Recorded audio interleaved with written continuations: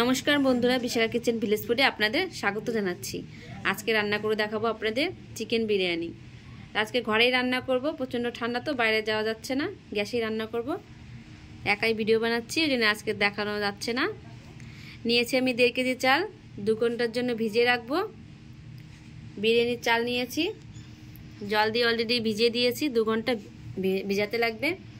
নিয়েছি 5টা ডিম, 1/2 কেজি 3 পোয়ার মতো পেঁয়াজ নিয়েছি, বেরেস্তাও হবে, এখান থেকে মশলাও হবে। আর বড় সাইজের 3টে আলু নিয়েছি। আর নিয়েছি 1 কেজি মাংস চিকেন, লাগছে টক দই, বিরিয়ানি মশলা। আর মশলাটা বেটে নিয়েছি, আদা রসুন পেঁয়াজ লঙ্কা একসঙ্গে বেটে নিয়েছি। আর লাগছে সানরাইজ গুঁড়ো গরম মশলা আর বিরিয়ানি মশলা, ভিনিগার নিয়েছি, টক দই। দেখতে থাকুন আপনারা, একদম প্রথম থেকে লাস্ট পর্যন্ত দেখবেন অবশ্যই কি করে বানানো হচ্ছে বিরিয়ানিটা। মাংসটা এখন ম্যারিনেট করে নেব, তার জন্য লবণ দিয়ে দিচ্ছি পরিমাণ মতো,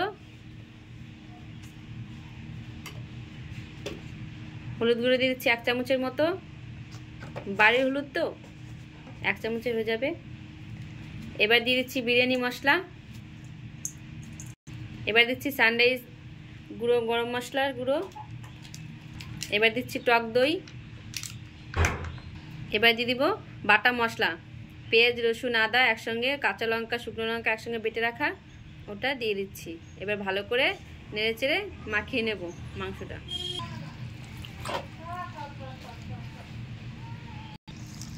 এবার সামান্য পরিমাণে একটু ভিনিগার দিয়ে দিচ্ছি, বেশি দেওয়া যাবে না, তাহলে পেট খারাপ হয়ে যাবে। চিকেনটা ম্যারিনেট করা হয়ে গেছে, এবার 1/2 ঘন্টার জন্য চাপা দিয়ে রেখে দেব। এবার আলু আর ডিমগুলো সিদ্ধ বসিয়ে দিলাম, লবণ দিয়ে দিলাম, তাড়াতাড়ি হয়ে যাবে।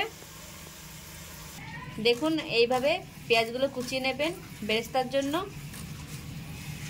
পেঁয়াজটা কোচানো হয়ে গেছে আমার, ঠিক এইভাবেই কুচিয়ে নেবেন আপনারা। এদিকে ডিম আলু সিদ্ধ করা হয়ে গেছে, নামিয়ে নিচ্ছি। এগুলোকে এবার ভেজে নেব। দেখুন মাংসগুলো এরকম ঠিক বড় বড় পিস করে নিতে লাগবে। দোকান থেকে আনার সময় কাটিয়ে নিয়ে আসবেন, একটু বড় না হলে ভালো হয় না বিরিয়ানি। এদিকে আলুগুলো ভেজে নিচ্ছি। দেখুন তেলের পরিমাণটা একটু বেশি লাগবে, আর অবশ্যই সর্ষের তেল দিয়ে রান্না করবেন। পরে কি কি দিচ্ছি আমি আপনারা ভালো করে দেখবেন। ঘি লাগবে, গোটা গরম মশলা লাগবে, কেওড়া জল লাগবে, আতর লাগবে। একা ভিডিও করছি তো ভালো করে দেখাতে পারছি না, এক এক করে দেখাবো আপনাদের। আপনারা প্রথম থেকে লাস্ট পর্যন্ত অবশ্যই ভিডিওটা দেখবেন।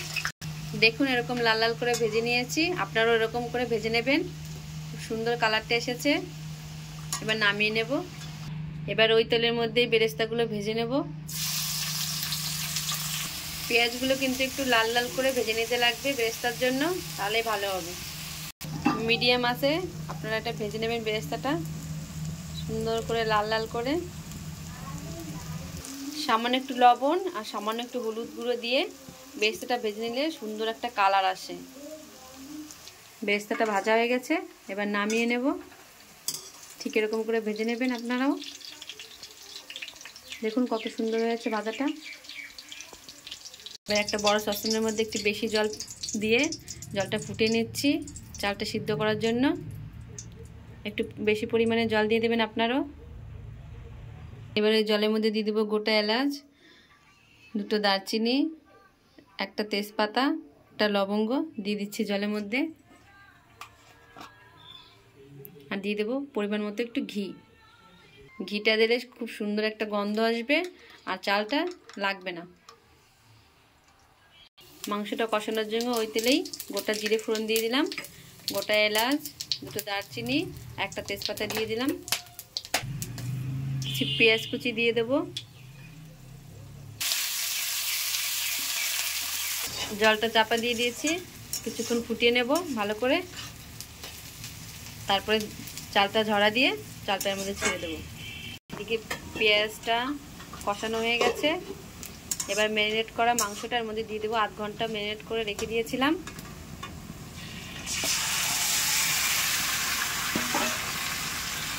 এবার ভালো করে কষিয়ে নেব মাংসটা। মাংসটা ভালো করে নেড়েচেড়ে একটু চাপা দিয়ে রাখলাম 5 মিনিটের জন্য। এদিকে জলটাও ফুটে গেছে, এবার চালগুলো দিয়ে দেব। চালটা দিয়ে দিয়েছি, এবার চালটা চাপা দিয়ে দেব, ভাতটা ফুটুক। এবার হয়ে গেছে, এবার মাংসটা ভালো করে কষিয়ে নেব।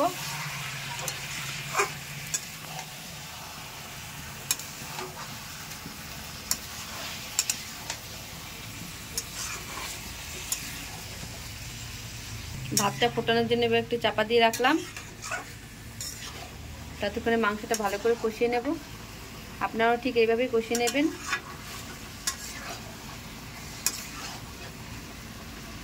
ভাতটা ফুটে গেছে, এবার নামিয়ে নেব। এদিকে মাংসটাও আমার কষানো হয়ে গেছে প্রায়। অবশ্যই কমেন্ট করে জানাবেন কেমন হচ্ছে। একা হাতে করছি তো আজকে অত ভালো করে পারছি না করতে, তাও দেখুন চেষ্টা করছি অনেকটাই। কত সুন্দর হয়েছে কালারটা, অবশ্যই কমেন্ট করে জানাবেন। কষানো হয়ে গেছে, তেলটাও ছেড়ে দিয়েছি। এবার পরিমাণ মতো জল দিয়ে দেব। গরম জল দিয়ে দিলাম, বেশি জল দিয়ে দেওয়া যাবে না, হালকা পরিমাণে জল দিয়ে দিয়েছি। দেখুন ভাতটা বেশি ফোটানো যাবে না, ঠিক এরকমভাবে ফুটিয়ে নিয়েছি। সুন্দর একটা গন্ধ বেরিয়েছে ভাত থেকে। যেভাবে বানাচ্ছি ঠিক সেভাবে আপনারাও বানিয়ে খেয়ে দেখবেন, আর অবশ্যই কমেন্ট করে জানাবেন কেমন হচ্ছে। দেখুন মাংসতে ঝোলটা ফুটে গেছে। আমি এবার এক এক করে মশলাগুলো দিয়ে দেব মাংসের মধ্যে। দিয়ে দিচ্ছি সানরাইজ গুঁড়ো, গরম মশলার গুঁড়ো। এবার দিচ্ছি বিরিয়ানি মশলা, পরিমাণ মতো দিয়ে দেবেন আপনারা। এবার দিয়ে দিচ্ছি কেওড়া জল। বিরিয়ানির আসল মশলাটাই কিন্তু কেওড়া জল, অবশ্যই কেওড়া জলটা দিতেই লাগবে, তাহলে বিরিয়ানির একটা সেন্ট হবে খুব সুন্দর। এবার দিয়ে দিচ্ছি গোলাপ জল, হালকা পরিমাণ মতো গোলাপ জল দিতে হবে। আমি কিভাবে বানাচ্ছি আপনারা অবশ্যই ঠিক করে দেখবেন। এবার একটু দিয়ে দেব বেরেস্তা।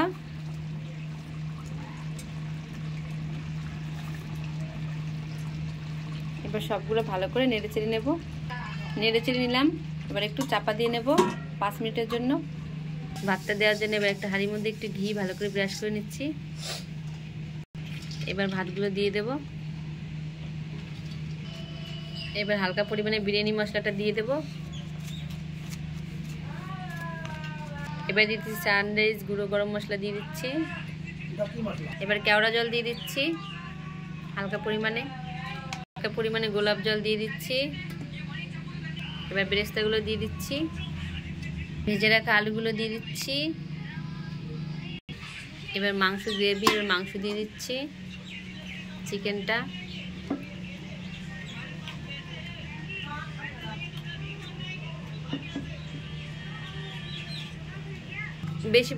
বেশি পরিমাণে চাল নিয়েছি দেখে 2 লেয়ারে দিচ্ছি, আর কম পরিমাণে চাল দিয়ে দিলে আপনারা 1 লেয়ারে দিয়ে দেবেন। আবার বিরিয়ানি মশলা দিয়ে দিলাম। এবার গুঁড়ো গরম মশলা দিচ্ছি হালকা পরিমাণে।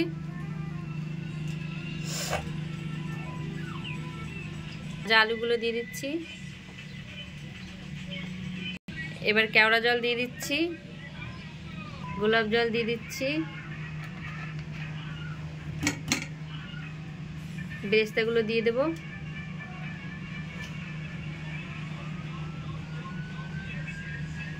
এবার মাংসটা দিয়ে দেব। ঠিক এইভাবে আপনারা লেয়ারটা বানিয়ে নেবেন খুব সুন্দর করে।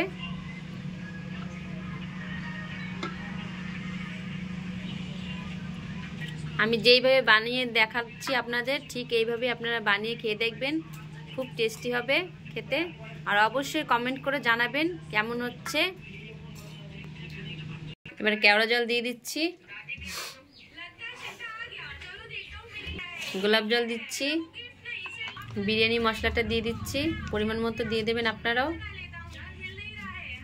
গরম মশলার গুঁড়ো দিয়ে দিচ্ছি হালকা পরিমাণে। গরম মশলার গুঁড়োটা কিন্তু হালকা পরিমাণে ব্যবহার করবেন আপনারা। বেরেস্তাগুলো দিয়ে সাজিয়ে দিচ্ছি।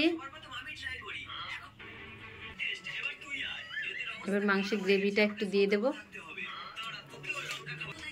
সিদ্ধ করে রাখা ডিমগুলো দিয়ে দেবো এক এক করে সাজিয়ে। ভেতরে দিইনি, কারণ পরে হাতা বা চামচ দিয়ে উঠাতে গেলে পরে ভেঙে যাবে ডিমগুলো, তাই উপরে দিয়ে দিচ্ছি। ঠিক এইভাবেই আপনারাও সাজিয়ে নেবেন। এবার ঘি দিয়ে দিচ্ছি, সুন্দর একটা গন্ধ হবে। এইভাবে আটা মেখে দিয়ে ঢাকনি দিয়ে ভালো করে চাপা দিয়ে দিতে হবে।